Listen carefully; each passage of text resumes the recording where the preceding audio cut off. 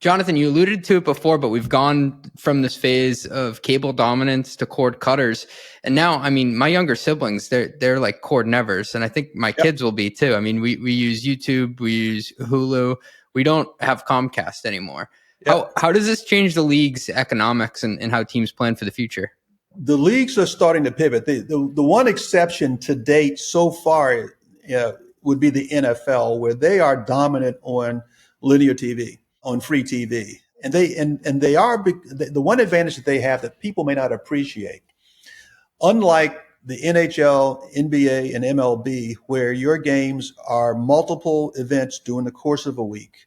Case of baseball, every night, most weeks, 5 or 6 nights, most weeks, and your games are primarily in prime time.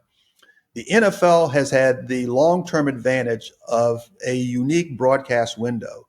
Sunday afternoon, for those in the East, at 1 p.m., there is no prime time. There's no other competition going on. It used to be a one event per week. And so there's an awful lot of content value to media companies. And for that, although they've now drifted into the Thursday night, Sunday night, and before that, even Monday night, primetime windows, they still have a lot of value to linear TV and to driving the ad dollars that support linear TV because of the size of the market, because of the unique viewing window and the limited amount of content out there and the demographics that go with it. The other sports leagues, on the other hand, are competing with primetime content these days, not just on broadcast TV, but you're now talking about Netflix and Hulu, et cetera. And so streaming becomes a big part of kind of go where the market is. It's become a big part of their economics. It's harder for a broadcast network to offer the same kind of rights deal, to the NBA or to MLB when it's competing against itself in a primetime viewing window. And that's their biggest ad window. So streaming becomes the alternative way of generating revenue to a new market that's also not ad-based. It's more subscriber-based. So that's the new model that's out there in the media. The NBA's deal, I don't know the details, but from what I've seen, what's been reported, they went to Amazon rather, because, they want that broader market. It is not as ratings sensitive.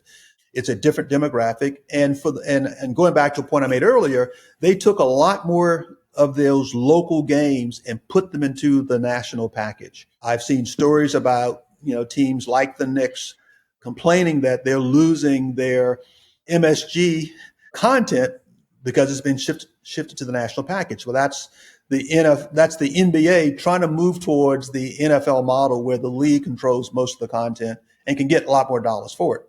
One of my friends, I mentioned earlier, the name Dean Jordan, who was my compadre, doing double duty with the Panthers and the Marlins. Well, Dean is now at Wasserman and does a lot of media deals.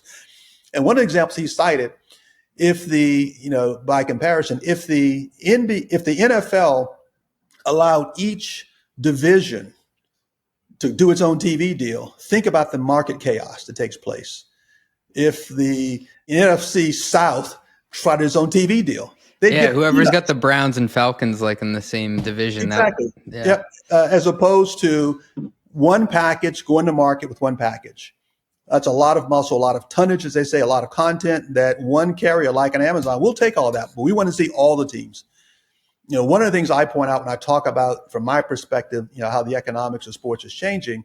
When I was with the Marlins in the early 90s, cable was still growing. Cable penetration was probably less than 50%. And most professional sports were on linear TV, the three big networks. We couldn't get a TV deal back in the early mid-90s because at that point, primetime TV was prime viewing, and you were getting literally 30, 40, 50 million, eyeballs per night. No way was the local NBC affiliate going to say, yeah, we'll cut out, Roseanne or, when Cosby's hot in order to show a baseball game for a they won't, I can't sell ads against that. So we had to, quote, settle for a cable deal.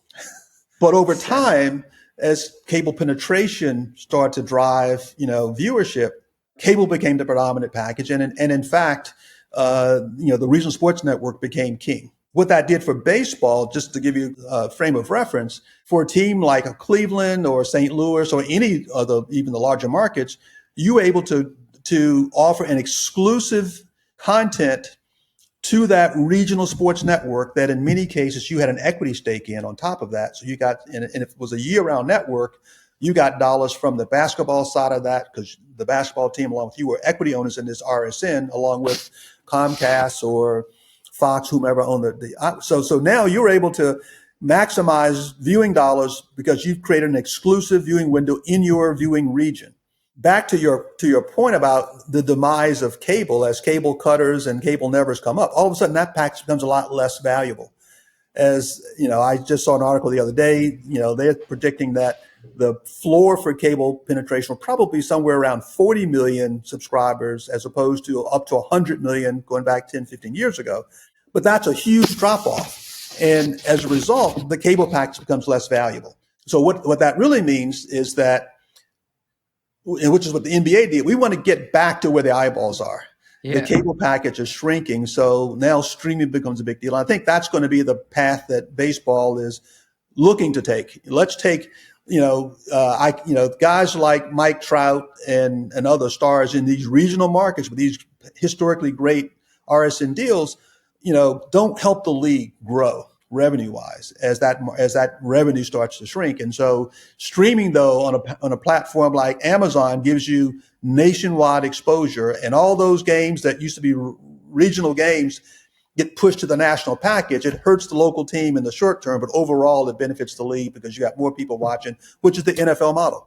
Right. You can watch any NFL game on any given Sunday, so to speak, to kind of misuse the phrase but that's what you can do now because it's a national package, and that's where the leagues want to get to. And streaming drives that. Streaming gives you that distribution. It does give you that distribution, and I've heard people complain like, "Oh, well, this is a huge problem for sports that people aren't tuning into cable anymore." I think it's a problem for cable companies, but if we just look at the payrolls of these teams and the valuations, it would indicate that there's actually more revenue to go around. It's not the cable companies don't have as good of a deal, but I think the sports teams are getting a better deal.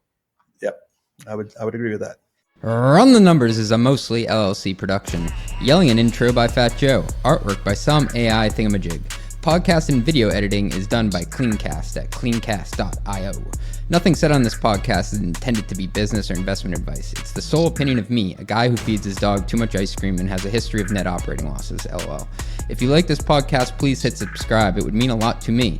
And also check out mostlymetrics.com. That's my newsletter where I explore business models and financial metrics. Thanks for riding with me. Share this with your friends. Peace.